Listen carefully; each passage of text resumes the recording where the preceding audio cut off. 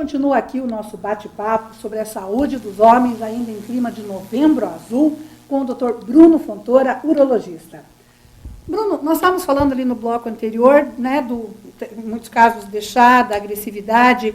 E, por favor, me corrija se eu estiver equivocada, mas está para o homem como está para a mulher o câncer de próstata ou o câncer de mama. Quer dizer, você não vai morrer disso. A mulher vive sem as mamas. O homem vive sem a próstata? Vive, Ana. A próstata é um órgão do aparelho reprodutor, né? Ela tem uma posição anatômica onde ela está um pouco acima do reto e ela fica à frente da bexiga, onde o detalhe interessante é que a primeira porção da uretra passa dentro da próstata. Tá. Então, assim, qualquer alteração prostática gera normalmente sintomas urinários. Então, por exemplo, eu te comentei anteriormente sobre a hiperplasia de próstata benigna, que é aquele crescimento que eu te falei. O detalhe é que esse crescimento normalmente ocorre para dentro da luz da uretra. Então, é como se um cano de saída de urina ficasse entupido, tá?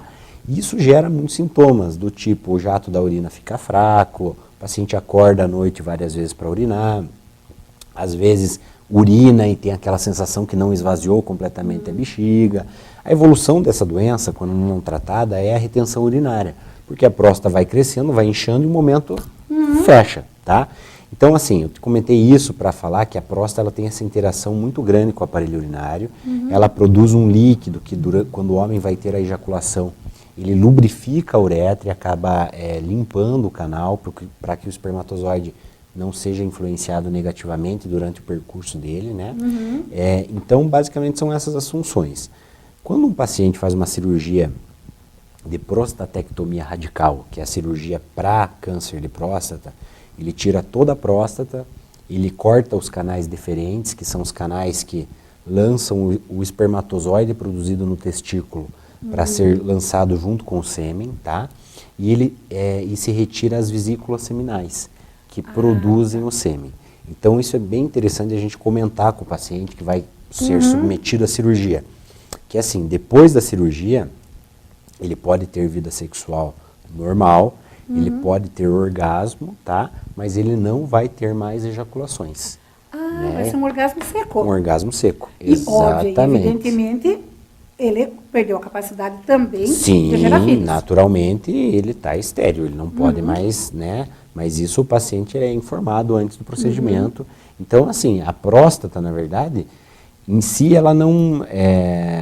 o homem vive normalmente sem a próstata, né? Só tem essas nuances que, quando necessário ser realizado o procedimento, ele tem que estar ciente, né? Porque isso vai mudar a vida da pessoa. Então... E esse orgasmo seco, ele tem alguma influência na potência, no desempenho sexual, mais físico, mais emocional, as duas coisas? Então, assim, a gente sabe que ejaculação e orgasmo são, no homem, são duas situações que acontecem simultaneamente, mas os mecanismos são diferentes, tá? São através de reflexos, mas o orgasmo, o prazer é algo cerebral, é um sentimento cerebral, enquanto que a ejaculação é algo funcional do aparelho reprodutor, que no homem acontece ao mesmo tempo. Então, assim, a sensação, o orgasmo vai ser o mesmo. A única diferença é que não vai ser eliminado o sêmen, tá? Isso na parte, digamos, do prazer. A cirurgia de próstata, existem os feixes vásculos nervosos da próstata que passam em cima dela e inervam os corpos cavernosos do pênis. Durante a cirurgia, quando a doença prostática invade, ela está mais agressiva e invade esse feixe, não é possível fazer a preservação deles. Então, isso vai gerar perda de função sexual nos homens, tá? Os estudos dizem que a possibilidade de um homem que faz uma cirurgia de prostatectomia radical ter perda de função sexual é aproximadamente 40% dos homens. Então, é um valor alto, né? Um valor bem expressivo. Então, a perda de função sexual no homem que faz a prostatectomia radical é gerada pela lesão do feixe vasculonervoso da próstata durante a cirurgia.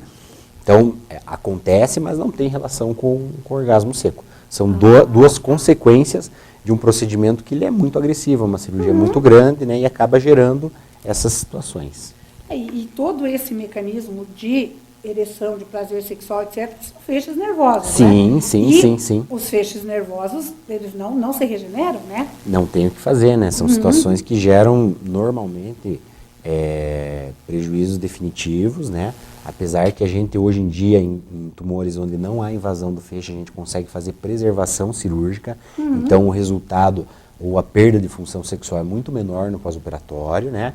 Mas, independente, mesmo nos pacientes com perda de função sexual pós-operatória, existem tratamentos com remédios, injeções e até próteses, onde a gente consegue recuperar de alguma forma a parte, né, a vida sexual do paciente. É porque você acaba tendo casos de pacientes muito jovens, né? Sim, né? sim, sim. Se você para pensar, lá na época dos nossos avós, um homem tem um problema desse aos 50 anos ele já era um avô, um velhinho e tal. Hoje não, né? Hoje um homem de 50 anos é jovem. Mudou, exatamente.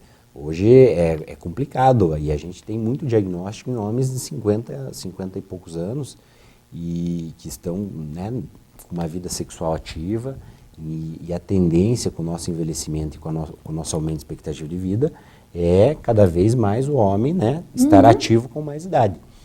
Então, não só relacionado à cirurgia de próstata, mas relacionado às doenças do envelhecimento e a perda natural de potência sexual que está atrelada a esses problemas, a medicina desenvolveu diferentes tipos de tratamento, né? Então a gente consegue ótimos resultados. Como eu te falei, por comprimidos, injeções e próteses, que é o último recurso que a gente tem. E esse tipo de consequência, você nota em consultório que pesa na decisão do homem do tratamento? Com certeza. É uma conversa muito delicada que a gente tem que ter depois de se fazer o diagnóstico, né, do tumor de próstata. A gente sabe que tanto a cirurgia, quanto a radioterapia, quanto a hormonioterapia, que são, digamos, os 3 principais tipos de tratamento, todos eles levam a algum grau de perda de função sexual, tá? Que melhorou muito com o tempo. Hoje em dia as taxas de impotência, de incontinência, diminuíram muito com os 3 tratamentos. A incontinência hoje é praticamente assim, os dados dizem que 10% dos homens vão ter incontinência, mas a gente vê nos pacientes que a gente opera, que normalmente eles têm um pouquinho nos primeiros meses, depois já ficam completamente continentes, né?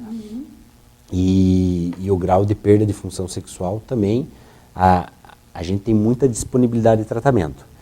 Quando chega nesse momento de se decidir o melhor tratamento, infelizmente a gente vai ter algum grau de perda. Então, é o momento da pessoa se conscientizar que o mais importante é a vida. Exatamente. Né? Tudo bem que a parte sexual é muito importante para o homem, faz parte da vida, faz parte da confiança, da cultura, mas tem que estar vivo primeiro, né? Exatamente, né? Porque morto não adianta muito, né? Então, não vai resolver muita coisa, né? Exatamente. Tem que ter essa consciência. E eu vejo que é um momento delicado, é um momento de muita conversa familiar. E eu acho que nesses momentos pesa mais o amor pela família, o amor pela vida, né? A vontade realmente de viver. E o paciente se apega nisso, se apega nas possibilidades de tratamento que a gente tem, que a gente consegue, por diferentes maneiras, minimizar essa situação, né? E você falou aí em cirurgia, radioterapia, hormonoterapia. A gente sabe que existe uma relação, voltando, né, no caso do câncer de mama, né, porque a gente saiu agora do Outubro Rosa, então existe uma relação muito grande do câncer de mama com a questão hormonal feminina. Nos homens, qual é a influência da testosterona no câncer de próstata? Então a gente sabe o seguinte, Ana, a testosterona, que é o hormônio sexual masculino, ele é a grande gasolina do câncer de próstata. Então, durante muito tempo, essa questão que você colocou agora foi o grande dilema da urologia, a grande discussão, o grande motivo de estudo sempre foi esse. Porque na mulher a relação é extremamente direta, extremamente comprovada, né? Sabe-se que a terapia hormonal, ela desenvolve, ela gera tumor de mama. No homem tinha-se essa ideia, mas não tinha comprovação. Depois de muito estudado e de muito, digamos assim, muitas divergências, muitas opiniões diferentes, até pouco tempo atrás, em congressos, a gente via muita discussão. Tem até alguns colegas que não aceitam muito a ideia, mas o que a gente tem de mais novo, assim, bem documentado, de estudo bem estruturado, é o seguinte, que a terapia de reposição de testosterona não aumenta o risco de câncer de próstata. Porém, para eu iniciar a terapia de reposição hormonal em um homem, eu tenho que ter a certeza, através de uma avaliação prostática, que ele não tenha tumor de próstata. Porque caso ele tenha um tumor de próstata, essa terapia de reposição hormonal, com certeza vai prejudicar e vai estimular o tumor. Então, a gente não tem receio, não existe relação, pode-se fazer a reposição quando indicada, com segurança, porém a gente tem que ter a certeza que o paciente não tem tumor. Até porque a terapia que eu falo hormonal, como uma forma de tratamento para câncer de próstata, ela é, na verdade, uma terapia de castração, de bloqueio hormonal, a terapia, entendeu?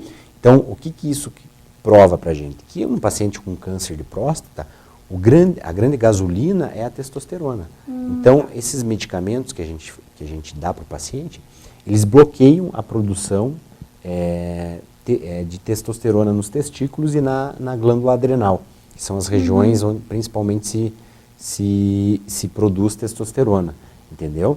Então, a testosterona como agente no câncer de próstata, ela é muito presente, mas ela não é um estimulador por si só em pacientes sem tumor. Ah, tá. Então, que é mais ou menos o que acontece com a reposição hormonal feminina. Quer dizer, a mulher, antes de começar, ela tem que fazer mamografia, tem que fazer exames e fazer o acompanhamento sempre, né? Exatamente. E na terapia hormonal masculina é a mesma coisa, porque aí tem uma coisa que as mulheres saíram na frente, né? Que é a reposição hormonal, a gente já está anos-luz na frente dos meninos. Justo, né? Justo, né? Pelo menos o que sofremos com hormônio durante décadas da vida toda. Não, nem se discute. A mulher é movida por hormônios, né? Pelo menos assim, dos 11 aos 50, dos 10 aos 50 anos, né? Nós temos 40 anos e depois continua com a reposição. Então, justo que nós ganhássemos antes pelo menos essa pesquisa. Verdade. E aí, nesse caso, é a mesma coisa. Quer dizer, se você está fazendo essa terapia de reposição hormonal masculina, você vai ter que fazer o acompanhamento frequentemente, não tem, assim, pode-se, hoje em dia indica-se terapia de reposição de testosterona em homens que têm o que a gente chama de DAEM, que é a disfunção androgênica da meia-idade, que é como similar à menopausa, como se fosse uma andropausa, né? Esses pacientes com indicação devem fazer a reposição com segurança, sem aumentar o risco de se ter tumor de próstata, porém a gente tem que ter a certeza que esse paciente não é portador de tumor de próstata, que aí vai ser um equívoco, entendeu? Mas se o paciente não tem, nós não estamos aumentando o risco dele desenvolver durante a vida por fazer a reposição. A gente tem a segurança para poder repor testosterona nesse paciente. E uma coisa que você falou lá no bloco anterior, que me chamou a atenção, e agora que eu tive a oportunidade, foi a questão da prevalência maior em homens negros. Isso. Porque a gente sabe que o câncer de pele, por exemplo, tem uma prevalência maior quanto mais clara for a pessoa, por causa da melanina, sim, né? Que serve como uma proteção, né, para a pele. E aí, no caso do câncer de próstata, já se tem os estudos já mostraram o porquê disso ou não? A única coisa que se tem acredita-se que sejam fatores do genoma, fatores genéticos de incidência, de mutação, né? Que a gente tem algumas mutações. O desenvolvimento de qualquer tumor, ele parte por mutações do genoma, onde uma célula se replica de forma desequilibrada, digamos assim, né? Então, o que se acredita é que em negros tenha-se um desequilíbrio maior nessa produção relacionada às células da próstata, né? E se gere mais tumores. Então, são dados estatísticos que se tem, e até em relação a tumores mais agressivos, que eu falei existe um score chamado Gleason, então, normalmente, eles têm tumores mais agressivos também. Por isso que eles têm que ter um cuidado um pouco antes, né? Então tá. E então, quer dizer, você, de um modo geral, aí, só essa notícia que você deu de que os homens estão mais atentos, numa idade maior, isso já tem sido um grande resultado, e pode ter certeza que trabalho de médicos como você, que tem essa disponibilidade, essa facilidade de falar a linguagem que os pacientes entendem e que estão aqui, quer dizer, gastando o teu tempo em prol da comunidade, tem ajudado muito. Só me resta agradecer demais de você ter vindo aqui prestar esses esclarecimentos. Isso, Ana, eu que agradeço. Eu acho que faz parte da função do profissional de saúde compartilhar conhecimento, né? A gente tem que ter um senso coletivo de sociedade, de ajudar os outros. Eu acho que esse tipo de informação sempre é benéfica, da forma mais simples, mais clara e de mais fácil entendimento. E para mim, conversar com você aqui sempre é um prazer. Obrigada, muito obrigada. E pode ter certeza que eu não vou esperar novembro do ano que vem, vou te perturbar outras vezes, que me interessei aí sobre essa questão de reposição hormonal e uma série de assuntos ligados à saúde do homem. Conversamos mais vezes. Sempre. Então, tá joia. Muito obrigada. É isso, até mais. Até. No próximo bloco, a gente... Não tem próximo bloco, gente. Eu fiquei tão empolgada na conversa aqui. Nós estamos encerrando. Gostaria que tivesse mais um, para que a gente pudesse conversar mais um pouco ainda e falar sobre tantos assuntos, tantas informações bacanas. Mas, infelizmente, o Autoestilo de hoje acaba por aqui. E eu deixo para você um grande abraço, de um modo especial agradecimento à equipe de New Hair Design. E o nosso encontro fica marcado aqui na TV Vila Velha na próxima semana. Até lá!